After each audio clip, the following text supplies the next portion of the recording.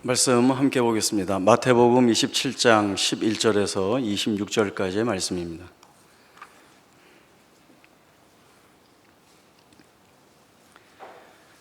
마태복음 27장 11절에서 26절까지의 말씀 제가 읽겠습니다.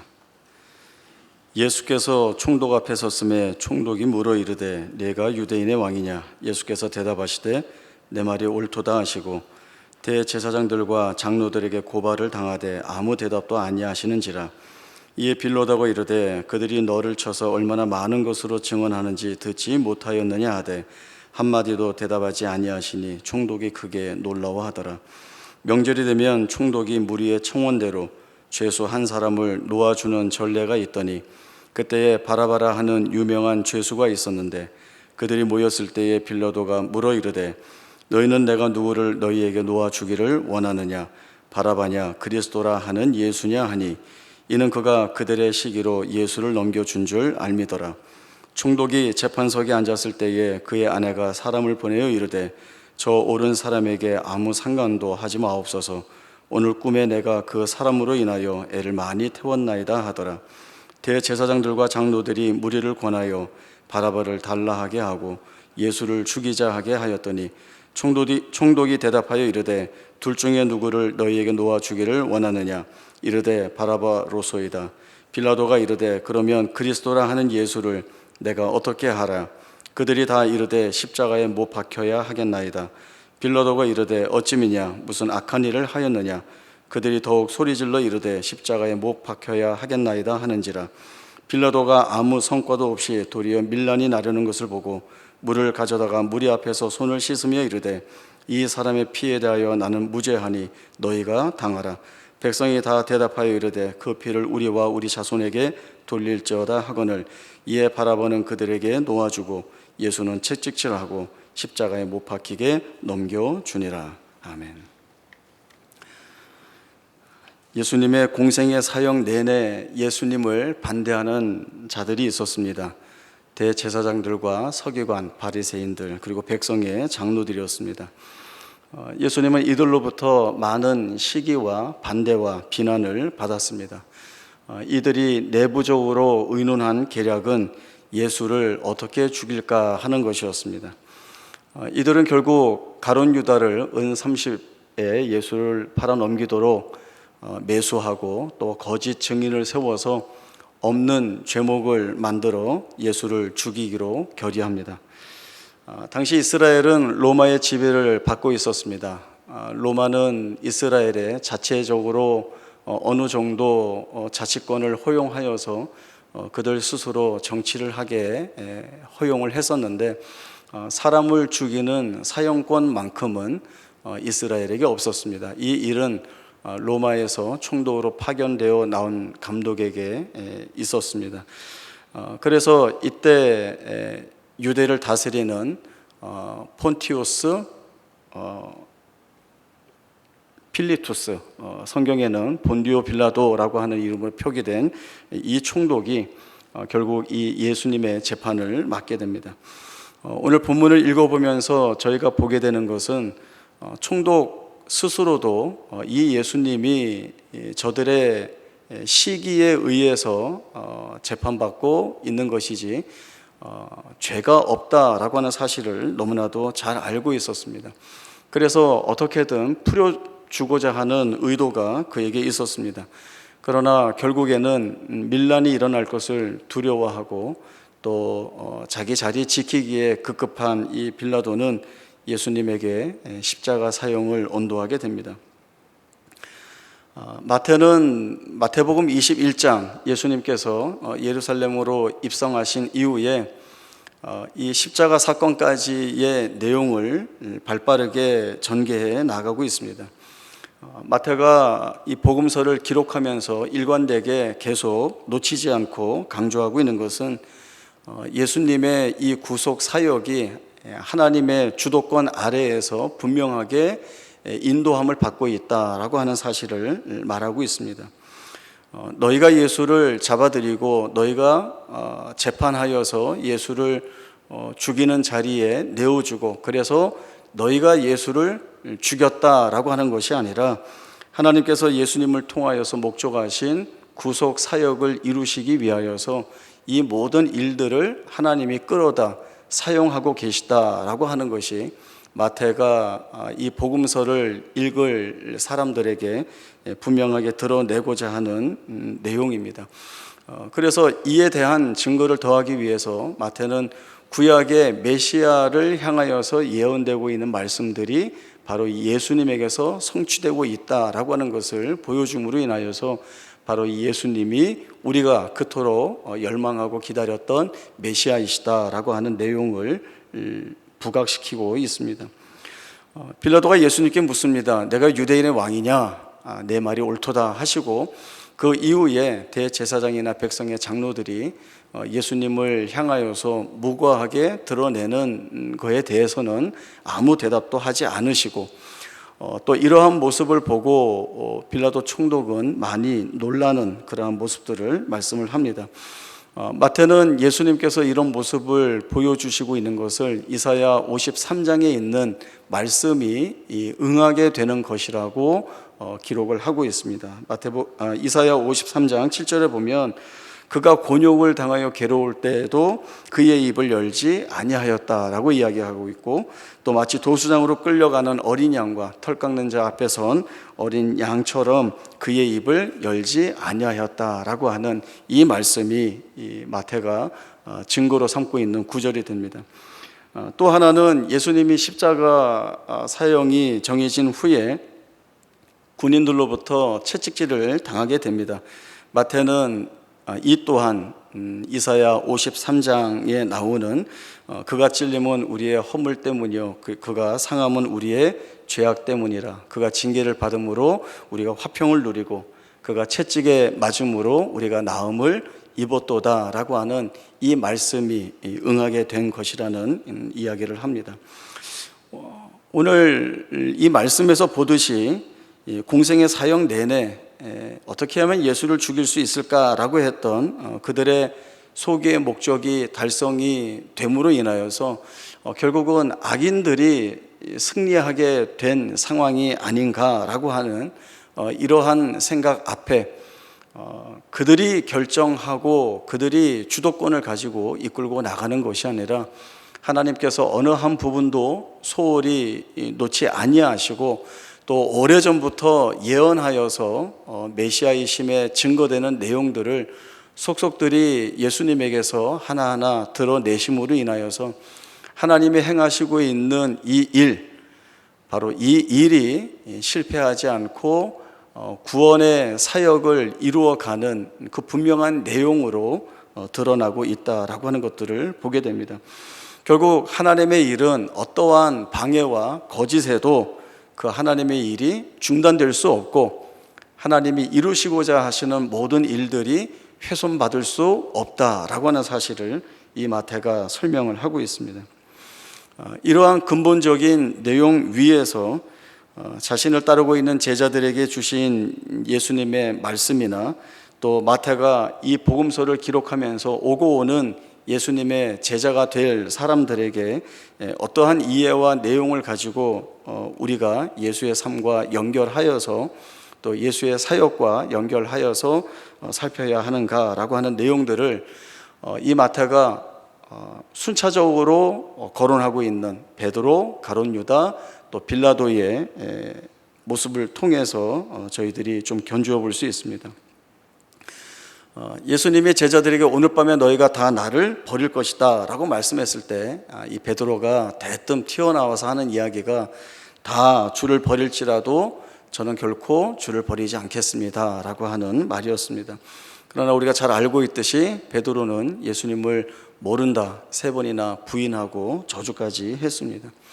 가룟 유다는 예수님의 제자로 부름을 받고 또 공생애 내내 예수님 가장 가까이 곁에서 예수님의 제자로 사역을 했지만 결국 그는 은 30에 자기의 스승을 팔아넘긴 사람이 되었습니다.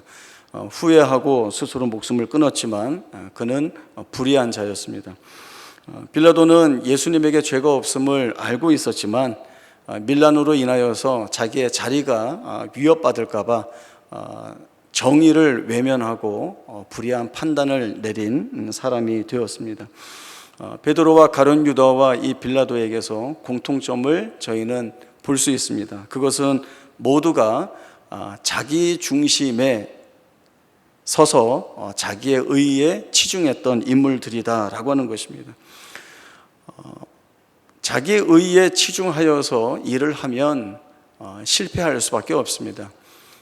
예수님의 모든 사역을 하나님의 뜻 가운데 행하시고 또 예수님의 승천하신 이후에 성령의 사역들을 통하여서 우리에게 하나님을 신뢰하고 그 하나님을 붙들고 일해야 하는 명령과 또 책임들이 주어지고 또 우리가 살아가면서 어떠한 일들을 해 나갈 때에 우리의 실력과 능력이 근본이거나 근원이 아니고 하나님께서 일하신다라고 하는 하나님의 멈추지 않는 그 하나님의 사역과 은혜의 내용들이 우리의 삶을 이끌고 계시다, 인도하고 계시다라고 하는 것들을 볼 때에 하나님을 붙들지 않고는 우리가 할 수 있는 것이 아무것도 없다라고 하는 것들을 우리가 잘 봐야 하는 것입니다. 베드로가 모두 주를 버릴지라도 저는 주를 결코 버리지 않겠습니다 라고 하는 것은 정말 예수님을 위해서 내가 목숨을 걸고 또 내 목숨을 걸어서라도 예수님을 지키겠다라고 하는 어떤 그 메시아에 대한 순종과 헌신의 이유가 아니라 나는 저들과 다르다라고 하는 자기 과시를 드러내는 것밖에는 없는 것입니다. 가룟 유다도 예수님의 제자라고 하는 얼마나 복된 자리로 부름을 받았습니까? 그러나 그의 생애는 어떻게 평가되는가 하면 차라리 태어나지 않았으면 저에게 좋을 뻔하였다라고 하는 예수님의 말씀을 듣는 자리에 가게 됩니다. 가장 가까이에서 예수님의 권위 있는 하늘의 말씀을 들었고 또 예수님이 친히 행하시는 이적과 능력들을 보면서 그분에게서 메시아이심을, 인류를 구원하기 오신 구주이심을 충분히 알 수 있었는데 이를 놓쳤습니다. 이방인들마저도 예수님 앞에 나와서 하나님의 아들이시라는 고백을 하고 하나님이시라는 고백을 하는데 가룟 유다는 이 모든 것들을 놓치는 어리석음을 드러냈습니다. 무엇이 이 가룟 유다를 어리석게 만들었는가 하면 그 또한 자기 의에 사로잡혀 있는 사람이었죠. 요한복음 12장에 보면 나사로의 누이인 마리아가 향유를 가지고 와서 예수님의 발에 붓는 사건이 나옵니다. 향유를 붓자마자 가룟 유다가 나서서 이 이야기를 합니다. 이 비싸고 이 귀한 것을 팔아서 가난한 자들에게 주는 것이 훨씬 낫지 않았겠느냐라고 하는 이야기입니다. 물론 이 말은 틀린 말 같지 않아 보입니다. 앞뒤가 아주 잘 맞아떨어지는 말이죠. 가난한 사람들을 돌아보고 또 그들에게 긍휼한 마음을 품고 자신들이 가지고 있는 것들을 나누어 주는 것이 이미 예수님의 공생의 사역에서도 충분히 하셨던 말씀입니다. 그러나 사실 가룟 유다는 말은 그렇게 했지만 자기가 돈괴를 맡고 있는 사람이었기 때문에 그 돈괴에 들어오는 것들을 훔쳐서 빼돌리려고 하는 의도가 그에게 있었던 것이지 예수님의 말씀대로 또 가난한 자들을 또 긍휼한 마음으로 돌아보는 그 자리에서 출발한 것은 절대 아닙니다. 그러한 말을 함으로 인하여서 자기를 드러내는, 자기를 과시하는, 자기 의를 확인받을 수 있고자 하는 그러한 자리에 이 가룟 유다가 매여 있다는 것들을 저희들이 보게 됩니다. 빌라도는 물론 앞에서도 말씀드렸듯이 자기 자리 지키기에 급급한 인물로 정의와 공의를 외면하고 그저 유대인들이 죄수라고 이름하는 한 사람, 정말 무고하게 와 있는, 자기도 그렇게 생각하는 그 한 사람을 거리낌 없이 죽음의 자리에 내어주는 잘못을 저지르고 있습니다. 베드로, 가룟 유다, 빌라도 이 세 사람을 예수님과 견준다면, 물론 견줄 수는 없지만 예수님께서 어떻게 하셨는지 확인해 보기 위해서 견준다면 우리는 마태가 드러내고자 하는 좀 더 중요한 내용에 다가설 수 있습니다.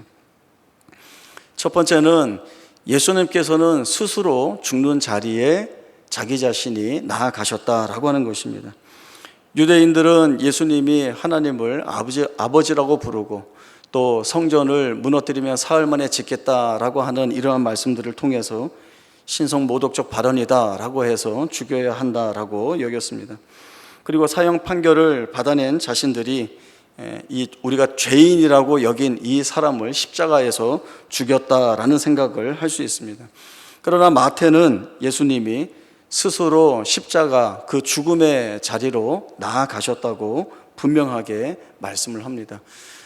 예수님이 스스로 나아가셨다라고 하는 그 증거로 예수님이 아무 말씀도 하시지 않고 침묵하셨다라고 하는 것을 증거로 내놓고 있습니다. 예수님은 어떠한 변명도 하지 않으셨고 또 자기를 변호하시지도 않았습니다. 이러한 예수님의 모습을 자발적 순종이라고 이야기를 합니다. 자발적 순종이라고 하는 것은 메시아이신 예수님께서 십자가의 자리로 나아가신 것은 대제사장이나 백성의 장로들이 총독에게 강력히 요구하여서 자기들이 죄인이라고 여기는 한 사람을 십자가에서 죽였다라고 하는 것이 아니라, 이것이 주 내용이 아니라 하나님께서 죄인들을 구원하기 위하여서 자신의 생명을 내어놓는 자리로 하나님이 스스로 걸어가셨다라고 하는 그 내용이 바로 이 자발적 순종이라고 하는 내용입니다. 예수님 스스로도 말씀하셨듯이 나는 잃어버린 양을 찾기 위하여 왔다라고 하는 말씀과 또 내 목숨을 많은 사람의 대속물로 주기 위하여 왔다라고 하는 말씀에서 우리가 잘 알 수 있습니다. 예수님께서 제자들에게 말씀하셨듯이 자기를 부인하고 자기 십자가를 지는 자리로 예수님 스스로 나아가신 것이고, 겟세마네 동산에서 하나님께 기도할 때에 내 뜻대로 마시고 아버지의 뜻대로 되기를 원하나이다 하신 그 아버지의 뜻을 이루시는 자리로 예수님 스스로 나아가신 것입니다. 베드로, 가룟, 유다, 빌라도와 예수님을 비교해보는 두 번째는 주를 버리지 않겠다고 이야기하고 베드로는 도망을 갔고, 가룟, 유다는 스스로 죽는 것으로 도망을 갔고, 빌라도는 대중 앞에서 물을 떠다가 손을 씻는 것으로 나는 무죄하다라고 하는 것으로 도망을 갔습니다. 그러나 예수님은 어떠한 말로도 어떠한 행동으로도 도망가지 않으셨다라고 하는 것을 마태가 이야기를 합니다. 예수님은 자기가 받아야 할 수치와 질고와 모든 모욕들을 다 짊어지셨고, 그리고 자기의 생명을 내어주시는 죽음의 자리에까지 나아가셨습니다. 사실 어떤 문제가 생겼을 때 그 문제를 외면하고 도망가는 것이 사실은 제일 쉽습니다. 얼마 전에 설교할 때에도 그 엔도 슈샤쿠의 그 침묵이라는 소설을 영화한 사일런스 그 영화 이야기를 한번 드린 적이 있습니다. 거기에 나오는 키치지로라고 하는 한 인물이 바로 그런 인물입니다.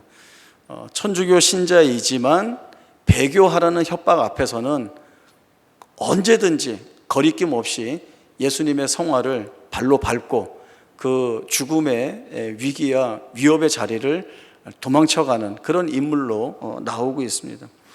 그리고는 마음에 부대껴서 신부를 찾아와서 고해성사를 하고 자기 죄를 씻어달라고 하고 자기 죄 씻음 받음을 알고는 기뻐하고 돌아갑니다. 그러나 또 어떤 상황에 내몰려서 배교하라는 협박을 받으면 아무 염려하지 않고 거리낌 없이 예수님의 성화를 밟고 도망가는 그런 사람입니다.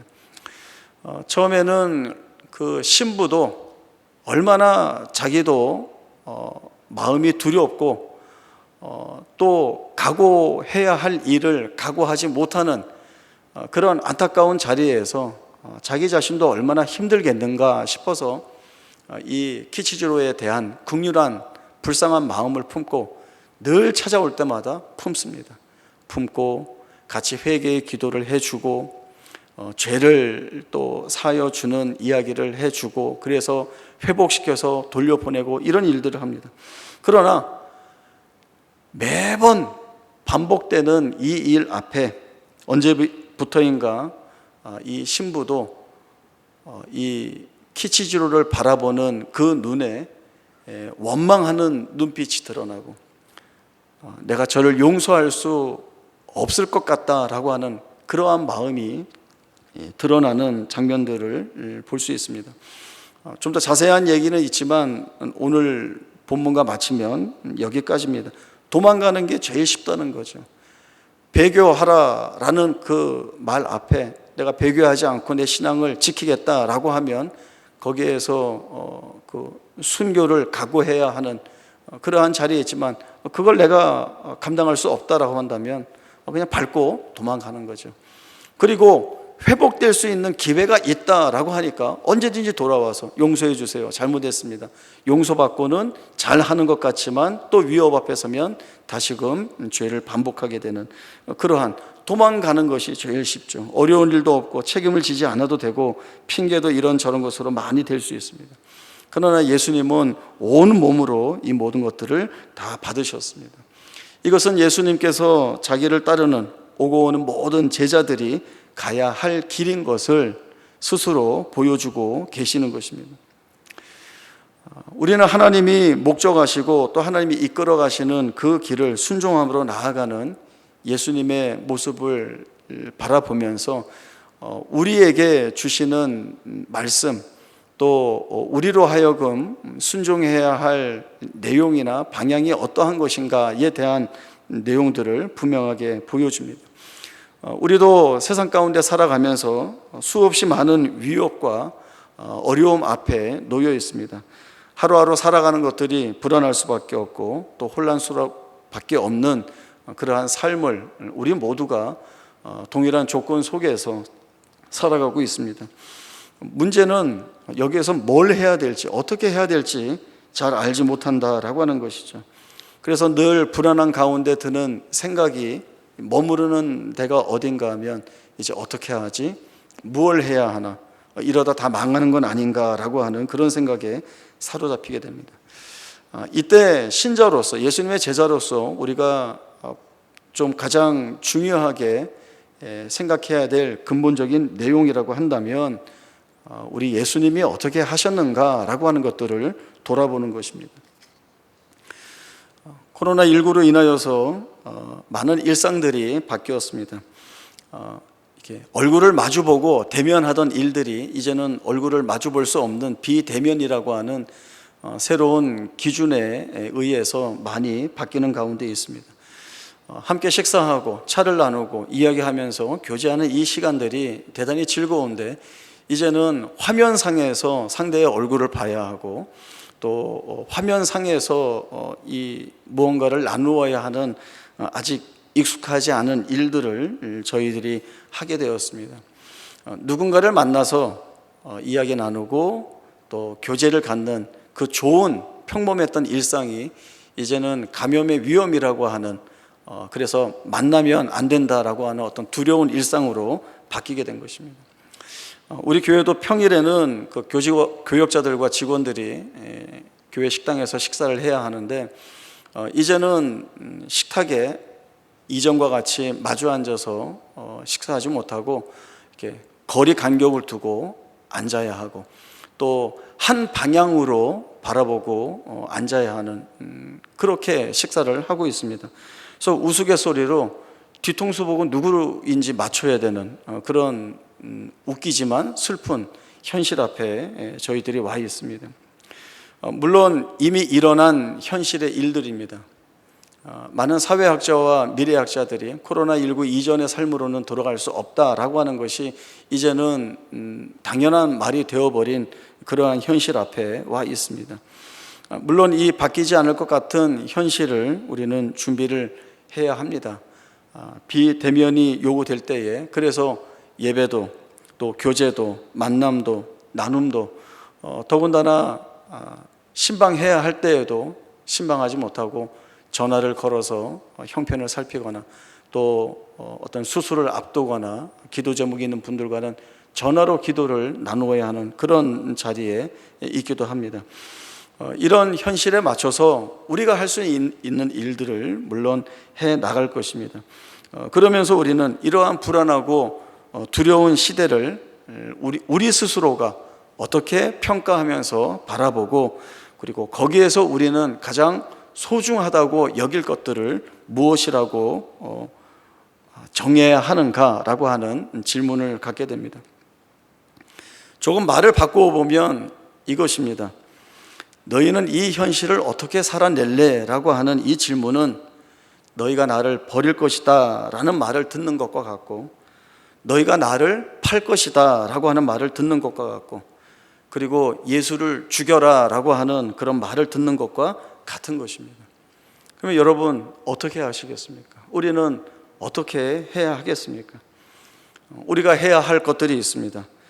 경험해 보지 못한, 그래서 어떻게 해야 하는지 모르는 자리로 내몰렸지만, 그러나 그래서 우리는 아무것도 할 수 없다, 끝났다, 망했다, 이걸로 가는 것이 아니라, 그렇게 불안해하고만 있는 것이 아니라 지금까지 하나님이 우리의 삶에서 무엇을 해 오셨는지를 찾아내어서 어느 조건과 어느 상황에서든 변함없이 일하시는 하나님께서 지금 이러한 우리의 현실 속에서도 동일한 은혜로 우리를 이끌어 갈 것이다 라고 하는 사실 앞에 나 자신을 세울 수 있어야 하는 것입니다. 사실 우리는 경험하지 못한 일을 만났다라고 인식하고 있지만, 사실은 이와 방불한 일들을 개인적이거나 아니면 사회적이거나 국가적이거나 시대적이거나 수없이 많은 이런 위기들을 우리는 겪어왔습니다. 경험해보지 못한 것들을 이미 겪어왔습니다. 그러나 다 넘어온 것은 늘 우리 마음속에 진지하게 드러내는 것처럼 하나님이 여기까지 우리를 이끌어 오셨다라고 하는 것이죠. 사실 이런저런 이유로 보면 나라가 망해도 수백 번, 수천 번 망했죠. 그러나 우리가 갖고 있는 그 믿음 있는 내용이 무엇입니까? 우리 할아버지 할머니 세대, 우리 아버지 어머니 세대가 늘 교회에 나와서 무릎 꿇고 나라와 민족을 위하여 기도하지 않았습니까? 그 기도를 통하여 하나님께서 이 나라를 여기까지 끌어오셨고, 내 삶도 그와 다르지 않은데 하나님께서 여기까지 이끌어 오셨다라고 한다면, 이제 우리는 여전히 불안하고 그 앞을 모르는 것 같은 두려움에 사로잡혀 있는 현실 앞에 섰지만 하나님께는 다르지 않다라고 하는 것이죠. 그렇다면 우리가 이 하나님 붙들고 나아가는 것이 바로 오늘 우리가 찾아야 할 답이다라고 하는 생각들을 해보게 됩니다. 우리는 어떤 현실에 사로잡히고 어디에 갇혀 있는지와 상관없이, 우리와 상관없이, 우리가 처한 현실과 상관없이 오히려 다른 쪽에 시선을 돌립니다. 우리를 지지 않게 하시고, 그리고 무너지지 않게 하실, 그리고 마침내 승리하게 하실 하나님이 우리의 생애를 붙들고 계시다라고 하는 것이 이 시대에 우리가 답으로 붙들 내용이 되는 것입니다. 우리에겐 가장 큰 힘이며 유일한 피난처일 수밖에 없습니다. 하나님이 우리의 삶에서 지금까지 그렇게 하셨기에 변하지 않으실 하나님이 드러내실 일들이 오히려 우리 삶 가운데 우리가 기대할 만한, 소망을 가질 만한 일들로 무궁히 쌓여 있다라고 하는 것들을 여러분 한번 기억해 보시기 바랍니다. 하나님이 얼마나 그 주신 것들 안에서 확인시켜 주시고 또 우리에게 주시겠습니까? 주어진 환경과 상황 속에 담긴 하나님의 뜻을 찾아내야 할 것이고, 그래서 예수님을 쫓아가는 그 삶의 모습, 우리에게 도전하고 우리에게 시험되고 유혹되는 그 주의 길을 외면하지 않고 말씀과 기도를 통하여서 끊임없이 되돌아보며 하나님 붙들고 나아가는 것이 바로 하나님이 우리의 삶, 이 모든 것들을 다 주도하고 계시다라고 하는 은혜로운 고백들을 하게 되는 힘을 얻게 되는 것입니다. 그러니 두려워하지 말고 오늘 내가 내 삶에서 감당해야 할 일이 무엇인지 알고, 어려운 일이면 어렵게 해야죠. 어려운 일을 손쉽게 하는 것은 별로 없습니다. 어려운 일은 어렵게 해야 하고, 또 그만큼 채워져야 할 일들은 다 채워져야 그 문제가 풀리게 되는 것입니다. 누구를 탓할 것도 없고 또 누구를 비난할 것도 없습니다. 제일 먼저는 내가 하나님 앞에 나 자신을 바로 세우겠는가, 하나님의 그 역사에 내 삶을 맡기는 믿음 있는 고백을 오늘 내가 하나님 앞에 올리고 있는가? 그리고 그 믿음의 고백을 가지고 하나님이 일하실 것을 분명하게 바라보면서 아직 가지 않은 길, 아직 경험해 보지 못한 상황들, 우리가 여기를 뚫고 나갈 믿음 있는 고백들을 드러내고 있는가? 매일 매순간 물어봐야 하는 것입니다. 그래야 하나님이 가지고 계신 뜻과 우리가 가지고 있는 이 열의를 하나로 묶어서 하나님이 우리를 복되게 하시는 자리로 이끌어 나가십니다. 이것이 하나님이 우리에게 주신 약속입니다.